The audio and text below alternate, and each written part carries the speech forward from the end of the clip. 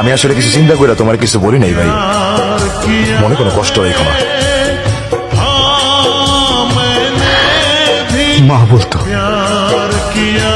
ভালো ভাইরা নাকি বোনের শ্বশুর বাড়ি গেলে বোন ডিম ভাজি দিয়ে ভাত খেতে দেয়। আমি ঢাকা থেকে এই পর্যন্ত আসছি আমি শুধু আমার বোনের হাতে ডিম ভাজি দিয়ে ভাত খেতে। কি বাবু, তুই তোর ভাইকে ডিম ভাজা দিয়ে ভাত দিবি না?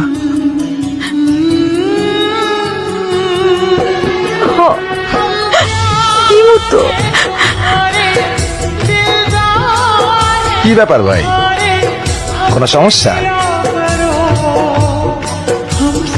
হঠাৎ খাবার বন্ধ করে দিলা? তোমার বোন কি ডিমে লবণ বেশি দিছে?